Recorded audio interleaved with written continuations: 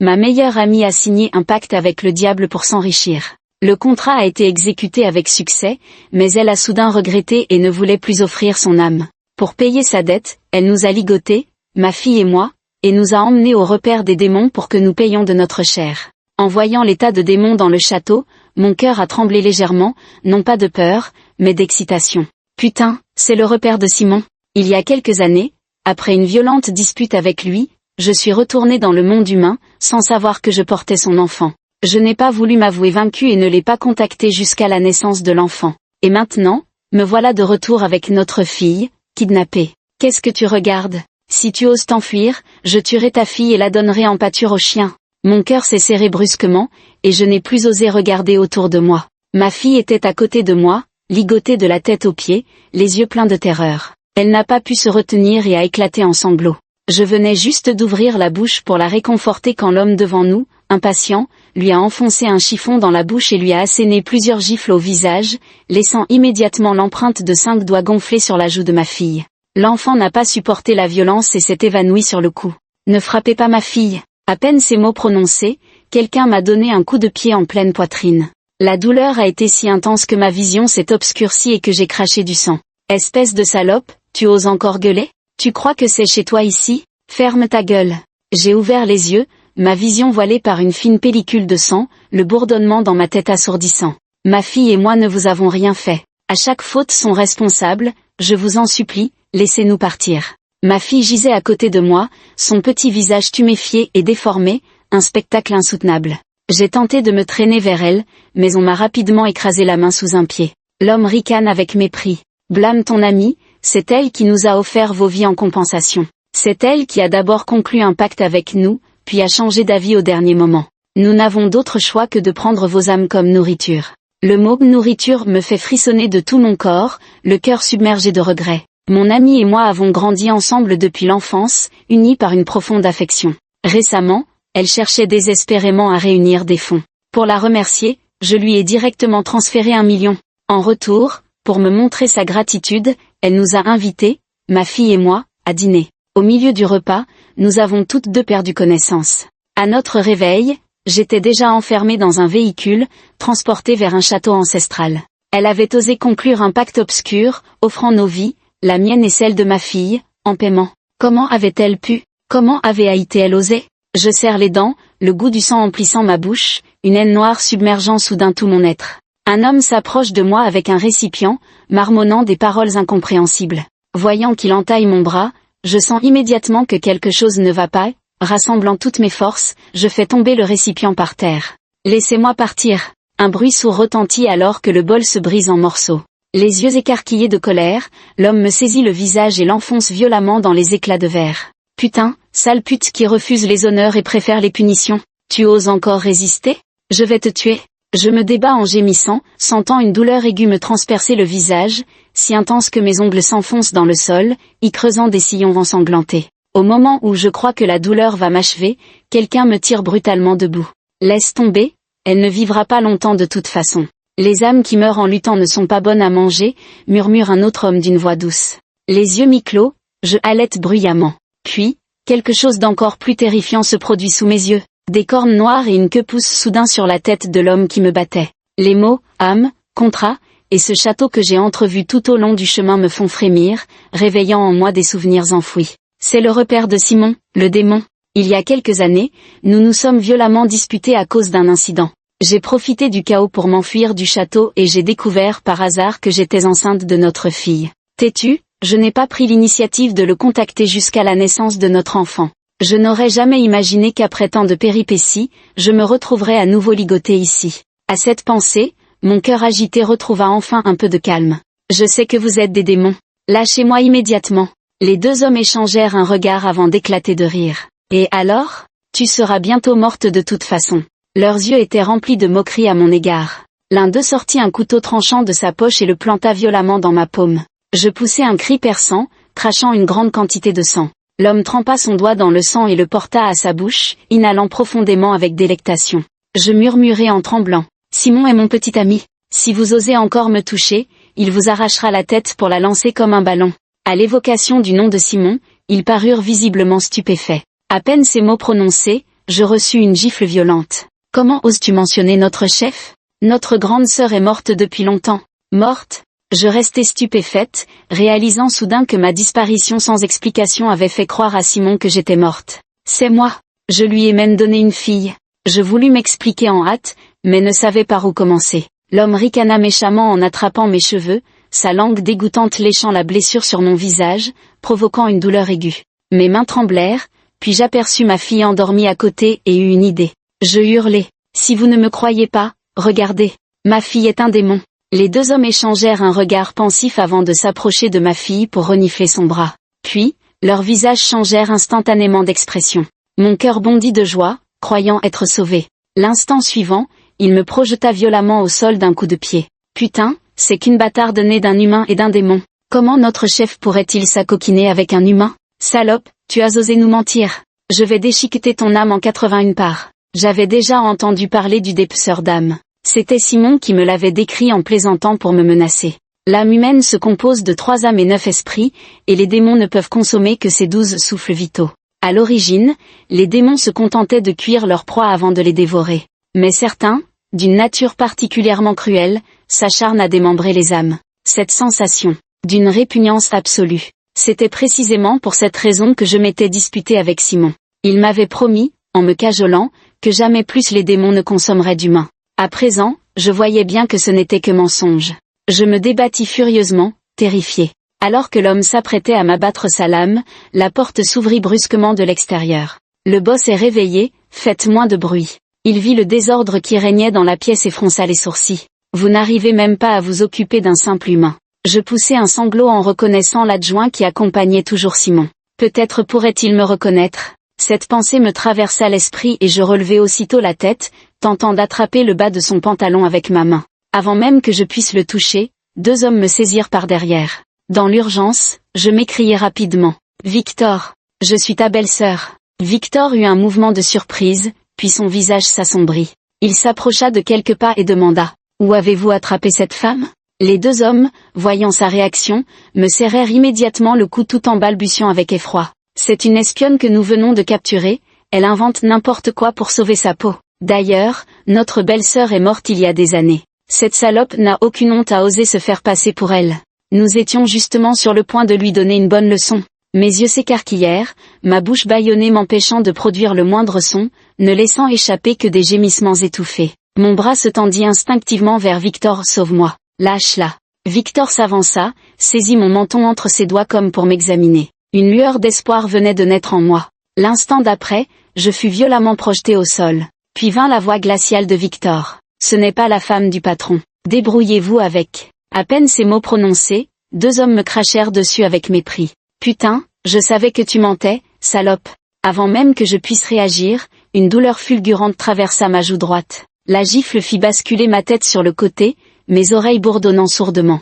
L'un des hommes me donna ensuite un violent coup de pied dans les reins, envoyant mes genoux s'écraser au sol dans un éclair de souffrance atroce. Bientôt, le sang imbiba complètement mes vêtements. L'homme ricana en commençant à me déshabiller de force. Puisque tu refuses de mourir docilement, on va bien s'amuser avec toi avant de t'achever. Je tentai de me protéger avec mes mains, mais un instant plus tard, un cri déchirant m'échappa. On venait de me briser les 10 doigts un à un. La douleur me fit convulser, anéantissant toute résistance. Alors que le désespoir m'envahissait, une voix nonchalante résonna soudain. Qu'est-ce qui se passe? Tout ce bruit. Cette voix m'était terriblement familière, c'était Simon.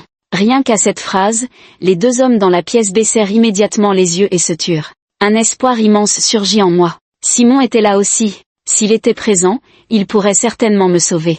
À cette pensée, je rassemblai mes dernières forces pour me libérer de l'emprise des 2 hommes et me précipiter vers la porte en criant. Simon. Les 2 hommes réagirent rapidement, me bâillonnant de force avant de me traîner vivement à l'intérieur. La porte se referma avec un bruit sourd. Je tentais encore de me débattre quand une douleur aiguë traversa ma langue, inondant ma bouche de sang. Il venait de me couper la langue avec un couteau. J'ai failli m'évanouir de douleur, des gémissements étouffés s'échappant de ma bouche. Pourquoi j'entends une voix de femme? La voix de Simon se rapprochait, jusqu'à sembler s'arrêter devant cette porte. Les 2 hommes, le visage glacé, ont plié mes membres ensemble sans se soucier de la présence de Simon. Un bruit sourd retentit, je sentis tous mes os se disloquer. Je voulais crier, mais seul un faible souffle en sortit. Ils m'ont plaqué la tête contre le sol, l'enfonçant dans les éclats de verre. L'odeur du sang se répandit. Au bord de l'inconscience, j'en profitai pour frapper violemment mon front contre le sol, produisant un bruit assourdissant. Boum! La porte fut enfoncée d'un coup de pied. Simon entra, le visage sombre et mécontent. Est-ce que je n'ai pas dit de ne pas? Il n'avait pas fini de parler que les deux hommes s'agenouillèrent aussitôt, baissant humblement les yeux en disant « Chef, c'est parce que cette femme a découvert notre secret que nous avons été obligés de la faire taire. Oui, si on la laisse partir, qui sait quel problème ça pourrait causer. » Simon les regarda, les sourcils froncés. Il sembla percevoir une odeur familière. Il me désigna du doigt et demanda « Où l'avez-vous trouvé ?» Un son rauque s'échappa de ma gorge. Inutile, il ne pouvait pas m'entendre. À cette pensée, je rampai jusqu'à lui. Avant même que je puisse parler, Simon recula d'un pas, le visage empreint de dégoût. Les deux hommes, réalisant la situation, me giflèrent violemment, me faisant tomber, et grondèrent avec férocité. « Comment oses-tu séduire notre chef ? Tu devrais savoir à qui tu as affaire. Le seigneur Victor vient juste d'arriver, et elle ose se faire passer pour sa compagne pour nous tromper. Il faut lui donner une leçon. » Je secouais sans cesse la tête, refusant d'abandonner ma dernière chance, brandissant ma paume ensanglantée où trônait un grain de beauté rouge. Si Simon l'avait vu, il m'aurait certainement reconnu. « Tu oses te faire passer pour ma femme ? Tu en es digne ?» Je le regardais, abasourdi, ne comprenant pas qu'il ne m'ait pas reconnu. Une douleur brûlante me dévorait le cœur, me privant de toute force, et je m'effondrais aussitôt. Simon pinça les lèvres, visiblement irrité, avant de sortir en déclarant « Débrouillez-vous, dépêchez-vous, ne salissez pas mon tapis. » La porte se referma, plongeant la pièce dans l'obscurité. « Tu as osé toucher notre boss ? Quoi, tu te prends pour la grande sœur ? Notre grande sœur est de sang noble, pas une misérable comme toi. » Me frapper ne semblait plus suffire à les satisfaire, leurs regards se tournèrent vers ma fille endormie à côté. Je rampai vers elle, tentant de la protéger dans mes bras. Mais ils l'arrachèrent brutalement, un pied écrasant fermement ma poitrine pour me clouer au sol, tandis qu'ils grondaient. « On va te faire payer tes mensonges, on va d'abord tuer ta fille, puis toi. » La fille se réveilla sous l'effet de la douleur, terrifiée, elle cria en pleurant. « Maman, je veux maman. » Bang! L'homme lui lacéra le visage avec un éclat de verre. Une traînée de sang apparut instantanément, d'un aspect horrifiant. Je bouillais de rage, mais impuissant, je ne pouvais que regarder ma fille se faire maltraiter. Quelques cliquetis résonnèrent dans la pièce. Dans un coin, un autre homme se tenait debout. Tête baissée, il semblait manipuler un appareil photo, tandis qu'une voix féminine enjouée s'échappait du téléphone. « Mon chéri, plus tu la tortures, mieux c'est. Surtout, ne la laisse pas mourir trop vite. Oh, envoie-moi toutes les photos, j'adore voir Lena, cette prétentieuse, plongée dans les abîmes. » Le visage de l'homme m'était inconnu, mais cette voix, je l'avais gravée dans mes os. C'était ma meilleure amie, Emma. Celle que j'avais considérée comme ma sœur, et qui non seulement m'avait précipité dans l'abîme, mais souhaitait maintenant me voir mourir dans d'atroces souffrances sous ses yeux. L'homme en profita pour demander « Comment veux-tu la punir ? Je peux t'aider. » Emma sourit avec coquetterie. Que sa fille soit écartelée par 1000 coupures, et qu'elle ne puisse après la mort que sombrer en enfer. Quant à elle, qu'elle assiste impuissante à la mort atroce de sa fille.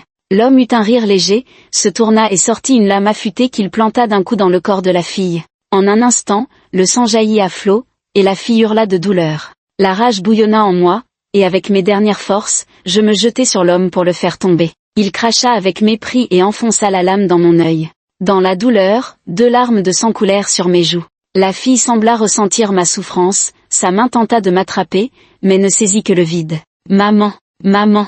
Une fumée noire surgit soudain au-dessus de sa tête, accompagnée d'une paire de cornes sombres à peine visibles. C'était le signe de la transformation démoniaque. La lame hérissée déchira la chair de son dos, et un sang éclatant gicla, des lambeaux de chair restant accrochés au métal.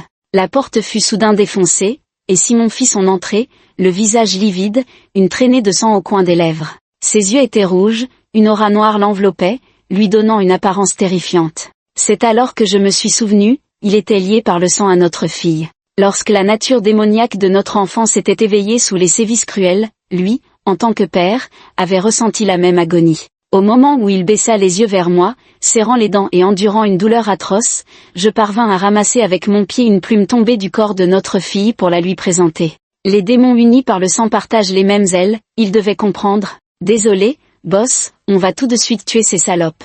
Vous préférez qu'on la découpe en morceaux ou qu'on la hache pour nourrir les chiens ?» À peine ces mots prononcés, une force invisible les projeta violemment au sol. « Dégagez !» La pression démoniaque écrasante força les 3 hommes à genoux, gémissant de douleur. Simon prit notre fille dans ses bras. L'enfant, inconsciente de souffrance, n'était qu'une petite silhouette ensanglantée. À genoux près de moi, Simon tremblait en repoussant enfin mes cheveux emmêlés derrière mon oreille. Mais mon visage n'était plus qu'une toile de sang et de blessures. Il essuya doucement ma joue du bout des doigts, sa voix tremblante. « Lina, c'est vraiment toi. » Ses plumes étaient si chaudes, nous enveloppant instantanément, ma fille et moi, d'une sensation de sécurité oubliée depuis longtemps. En le voyant enfin me reconnaître, mes dernières forces m'abandonnèrent et je m'évanouis dans le noir. À mon réveil, ma fille était assise au bord de mon lit, vêtue d'une nouvelle robe. Ses blessures avaient disparu, et elle débordait d'une énergie inhabituelle. « Maman, tu es réveillée !»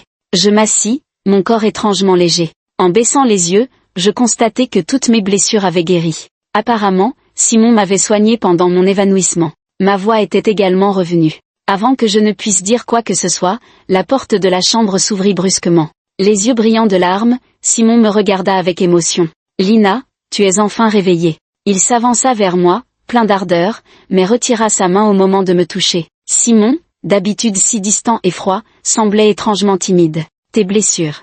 Je leur ferai payer chaque séquelle. » Une lueur cruelle traversa son regard. D'un claquement de main, 2 grands serviteurs firent entrer 2 hommes sous escorte, les mêmes qui m'avaient brutalisé ce jour-là. Je fronçai les sourcils. Il devrait y avoir 3 hommes dans cette pièce ce jour-là. En entendant cela, Simon s'empressa d'expliquer. Il y a eu un imprévu pendant que je te soignais, l'un d'eux a fui vers le monde humain. Mais ne t'inquiète pas, j'ai déjà envoyé des gens pour le capturer. J'acquiesçai d'un hochement de tête, marquant ainsi mon assentiment. Simon, le cœur serré, me caressa doucement la tête avant de prendre notre fille dans ses bras avec une infinie tendresse. Mais ces paroles glacèrent le sang. À vous de dire, lequel d'entre vous a osé porter un coup de couteau à ma fille? Sous la pression écrasante du démon suprême, l'homme de gauche répondit d'une voix tremblante. C'était moi, chef. Mais je ne l'ai pas fait exprès. Si j'avais su que c'était la jeune maîtresse, jamais je n'aurais osé. Il se mit à frapper le sol de son front jusqu'à en faire jaillir des traînées de sang. Je vous supplie de me pardonner. Connaissant la froide impitoyabilité de Simon, il reporta ses espoirs de clémence sur notre fille. Mais celle-ci se montra tout aussi implacable. C'est toi qui as blessé maman et moi. Pourquoi devrais-je te pardonner? Presque instantanément, l'homme sembla subir une douleur atroce, son visage se déforma horriblement. Ses dents claquaient tandis qu'il se déchirait la chair de ses propres mains. Un rugissement bestial s'échappa de sa gorge avant qu'il ne s'arrache violemment la corne, puis se transperça le cœur. Le supplice continua sans relâche, il extirpa organe après organe jusqu'à n'être plus qu'une masse sanguinolente. Un autre homme, témoin de la scène, se souilla instantanément de peur. Une puanteur âcre se mêla à l'odeur métallique du sang, provoquant la nausée. La voix glaciale de Simon retentit. « Qui a coupé la langue de Lina ?» Devant l'horreur des conséquences, personne n'osa répondre. Ses paupières se plissèrent tandis qu'il murmurait une incantation silencieuse. La langue du second homme tomba aussitôt, pour repousser immédiatement. Ainsi commença son calvaire, subissant en boucle l'arrachement et la régénération de l'organe, sans aucun répit. Se torturant au sol, il ne pouvait plus émettre que des gémissements étouffés. D'un geste négligent, Simon fit signe à 2 serviteurs de l'emporter. Les traces de sang sur le sol s'effacèrent comme par magie. Je saisis la main de Simon, articulant chaque mot avec force. « Emma !» L'autre a forcément fui avec Emma. Son regard empreint de compassion caressa mon visage tandis qu'il tapotait ma main. « Je sais. Sois tranquille, je les ramènerai vivants pour ta vengeance. Ne m'avais-tu pas promis que les démons ne se nourriraient plus d'âmes humaines ?» Je lui ai jeté un regard, notre fille s'était déjà endormie dans ses bras. Il a déposé doucement notre fille de l'autre côté du lit avant de m'expliquer sérieusement. « Quand est-ce que je n'ai pas tenu mes promesses envers toi? C'était un accident. Quelqu'un a désobéi à mes ordres en passant un contrat avec des humains. Je te le promets, cela ne se reproduira plus. » Le regard de Simon était si intense que j'en ai été momentanément troublé. Notre dispute à l'époque venait de mon incapacité à supporter que les démons se nourrissent d'âmes humaines. Mais je n'aurais jamais imaginé qu'il soit prêt à modifier ses instincts naturels pour moi. Mon cœur s'est adouci, et je n'ai plus voulu ressasser le passé. Pourtant, cette affaire n'était pas close. Simon a condamné 2 hommes à l'enfer où ils subiraient éternellement tourments et humiliations. Peu après, son adjoint Victor s'est agenouillé devant moi. À genoux, droit comme un i, il a balbutié, terrifié. J'étais aveugle à l'époque, je n'ai pas reconnu madame. En y repensant, l'homme dans l'ombre a dû me jeter un sort pour m'empêcher de reconnaître l'aura de madame. Un flot de haine a surgi en moi. Emma avait tout préparé méticuleusement pour m'envoyer à la mort. Coincée entre le marteau et l'enclume, elle avait vraiment tout calculé. Sur mon indication, Victor a été envoyé garder les geôles pendant 10 ans. 10 ans après, il pourrait revenir auprès de Simon, c'était la punition la plus clémente possible. Voyant que ceux envoyés pour l'arrêter ne revenaient pas, je ne voulais plus attendre. Je dois y aller. À peine ces mots prononcés, les yeux de Simon s'emplirent de larmes. Il me serra dans ses bras sans dire un mot. Difficile d'imaginer qu'un homme aussi puissant puisse rougir de chagrin. Nous ne nous sommes pas vus pendant toutes ces années. J'ai dormi si longtemps, à te désirer. À peine réveillé après avoir enfin senti ta présence, et tu veux déjà repartir? Ne pars pas, je t'en prie. Je veux rester à tes côtés. Je caressai ses cheveux, doux sous mes doigts. Mais cela n'ébranla en rien ma résolution. Sur ce point, il n'y a pas à discuter. Elle a fait du mal à notre fille. Je veux me venger moi-même. Le jour où je retrouvai Emma, elle était devenue PDG d'une grande entreprise. Elle maniait des milliards, vêtue avec élégance et richesse. Son assistant n'était autre que l'homme qui avait photographié mon humiliation ce jour-là. Une aura démoniaque enveloppait les mains de Simon, mais je secouai la tête. Nous sommes en société humaine. Pas d'éclat. Sans recourir à la violence, j'ai bien d'autres moyens de la discréditer. Puisqu'elle veut de l'argent, je vais la ruiner petit à petit. Elle s'apprête à épouser ce démon, le mariage est prévu pour cette semaine. Emma a les moyens et a organisé un lieu de cérémonie d'une extravagance folle, invitant des dizaines de tables d'invités pour témoigner de son union. Je me suis faufilé dans la foule et ai remarqué un écran géant au centre de la salle, sans doute destiné à diffuser des images de leur amour enjoué. J'ai souri en remplaçant la vidéo par des images compromettantes d'Emma au lit avec un autre. En vérité, je n'avais pas de vraies images, mais qu'importe. Une vidéo forgée par magie, qui pourrait prouver qu'elle est fausse? Le mariage commença rapidement, Emma portait une robe de cérémonie somptueuse, et l'homme qui m'avait maltraité était également habillé comme un prince. Une dizaine de caméras étaient braquées sur la cérémonie, diffusant en direct ce mariage qui avait coûté 300 millions. Emma, debout sur l'estrade, essuya une larme au coin de l'œil. Sans André, je ne serais pas aussi heureuse, alors je veux l'aimer toute ma vie. André, c'était ce démon masculin qui l'avait aidé à me maltraiter. En ligne, les internautes regardaient la diffusion en direct sans cligner des yeux, lançant leurs félicitations. Waouh, c'est la première fois que je vois un mariage aussi luxueux, les riches dans la vraie vie. C'est ça l'amour vrai des grandes familles?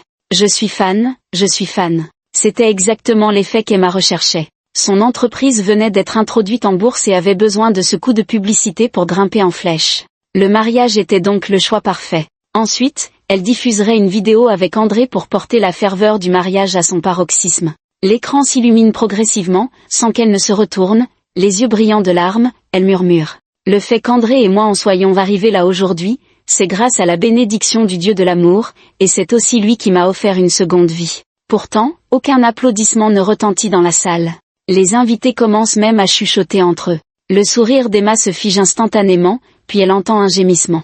À sa grande horreur, la vidéo projetée sur l'écran géant la montre en train de coucher avec quelqu'un d'autre. Les yeux écarquillés, elle tente désespérément d'éteindre l'écran. Mais malgré tous ses efforts, l'image persiste. Chaque personne présente, ainsi que les internautes, ont vu cette vidéo compromettante. Putain, diffuser une vidéo d'elle avec un autre homme lors de la cérémonie de mariage? Et on ose appeler ça de l'amour? Merde, j'ai perdu quelques minutes, j'arrête de regarder. En un instant, les actions de la société Emma ont chuté. Les bruits des invités mettaient du temps à s'apaiser, et le visage d'Andrew devenait de plus en plus sombre. Une fois tout terminé, ils se sont disputés dans les coulisses. C'est quoi cette vidéo? Sous la pression démoniaque, Emma avait les yeux rougis. Je ne sais pas non plus, cette vidéo est fausse. Je n'ai jamais fait une telle chose. Mais le mal était déjà fait. Ceux qui l'avaient vu l'écouteraient-ils? Je ricanais froidement, ce n'était qu'un début. Emma, la dette que tu me dois, tu vas la payer lentement. Avec l'effondrement des actions de l'entreprise et la tempête médiatique, tous les partenariats qu'Emma avait conclus étaient annulés, et elle devait payer des indemnités de rupture exorbitantes. Elle courait d'une entreprise à l'autre, jusqu'à ce qu'elle trouve enfin une lueur d'espoir. Je jetai un coup d'œil aux documents de l'entreprise qu'elle tenait, et d'un simple mouvement de doigt, je les fis apparaître sur le bureau d'une entreprise concurrente. Emma, habituellement irrésistible, venait de subir un nouvel échec. Chaque fois qu'elle préparait un plan d'affaires méticuleux, celui-ci finissait invariablement sur le bureau de quelqu'un d'autre. Même après avoir épuisé toutes les solutions imaginables, elle ne parvenait pas à empêcher cette situation. L'entreprise qui avait connu une ascension fulgurante s'effondra en un rien de temps, et la dernière once de chance qui lui restait s'évanouit. Lors de la dernière table de négociation, j'avais usurpé une identité en me présentant comme consultante pour la société adverse. En apercevant mon visage, elle poussa un cri strident. Comment peux-tu être encore en vie? Tous les regards se tournèrent vers elle, et elle réalisa alors sa maladresse. Je vous ai confondu avec quelqu'un d'autre. J'esquissai un sourire avant d'ajouter avec désinvolture. Non, tu ne t'es pas trompé. Je suis bien Lena. Je pariais que l'homme qui s'était enfui n'avait jamais imaginé que je survivrais à une telle situation. En quelques phrases délibérément légères, le visage d'Emma pâlit visiblement. À la table des négociations, les erreurs s'accumulèrent les unes après les autres. Tout était terminé, son entreprise avait déclaré faillite totale. Dans le parking, je l'ai vu saisir la main d'un homme, hystérique, l'interrogeant. « Tu m'avais dit qu'elle ne reviendrait jamais. » L'homme, tout aussi paniqué, lui secoua la main avec agacement. « Comment aurais-je pu savoir? Au lieu de t'inquiéter pour ça, pense plutôt à comment survivre. Tu ne m'avais jamais dit que Simon et elle avaient ce genre de relation. » Je m'approchai lentement, Simon suivant derrière moi. En me voyant dans cet état, Emma comprit immédiatement. « C'est toi. » Son expression devint folle. « Pourquoi n'es-tu pas morte plus tôt?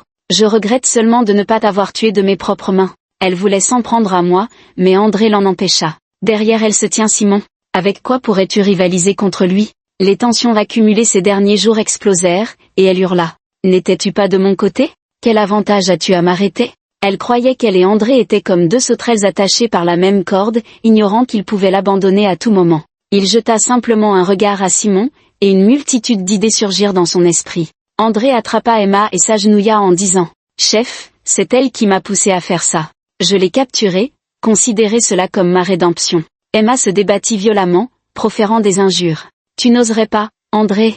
Nous avons signé un contrat, tu ne peux jamais me trahir. » Les cris déchirants de la femme résonnèrent dans tout le parking. Pourtant, l'instant d'après, nous nous retrouvâmes de nouveau dans le château.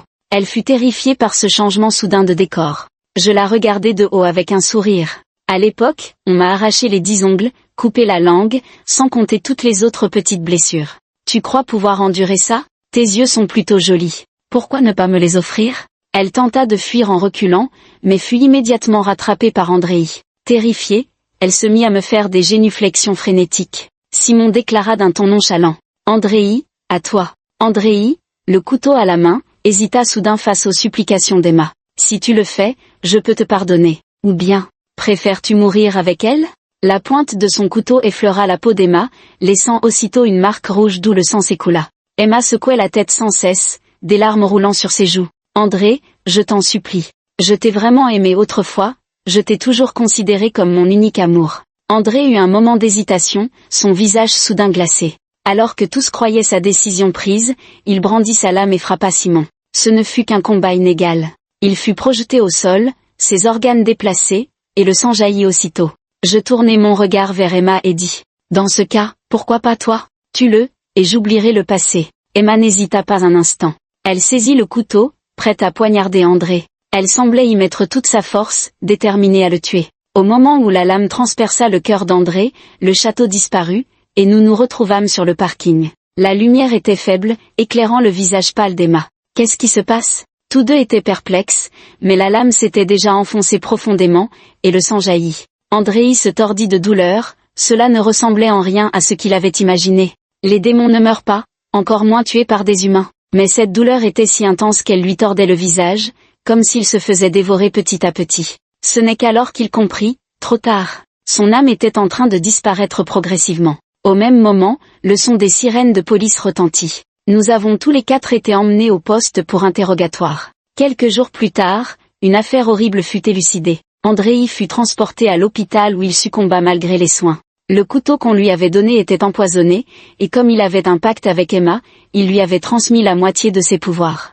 Le prix à payer était de pouvoir être tué par des humains. Cependant, il avait officiellement déclaré que la cause de sa mort était une hémorragie. Emma fut arrêtée et condamnée à 30 ans de prison.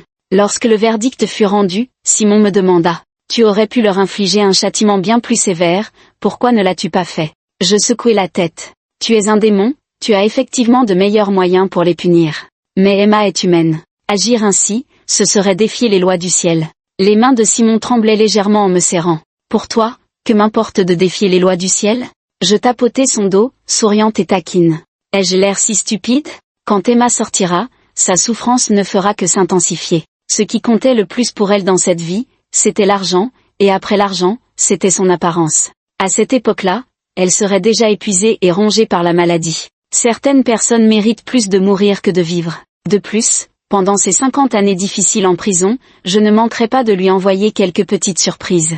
Le premier mois de son incarcération, j'y suis allée avec ma fille pour lui rendre visite. En seulement un mois, ses cheveux avaient blanchi en grande partie. En me voyant, son expression est devenue instantanément hystérique. « Qu'est-ce que tu veux au juste ?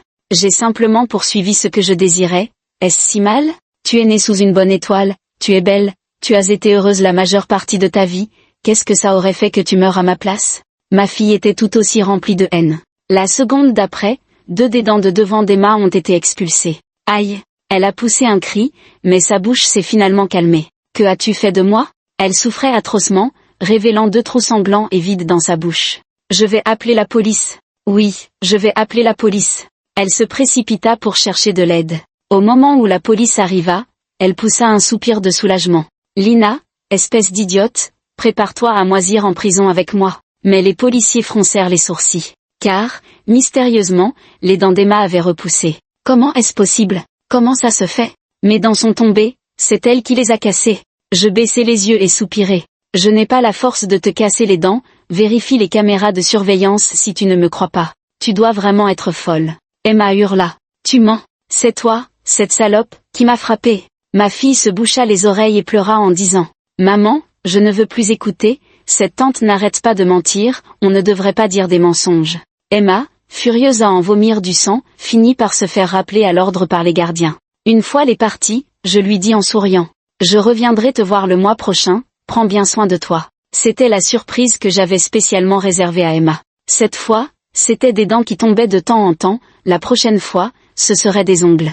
Elle m'a trahi la première, le karma fait son œuvre, je ne crains aucune punition. Si je n'ai pas laissé Simon intervenir, c'est simplement parce que je tenais à m'en charger moi-même. Ma vengeance me regarde. De retour à la maison, Simon me serra immédiatement dans ses bras, tenant dans sa main les preuves qu'André avait tuées derrière son dos.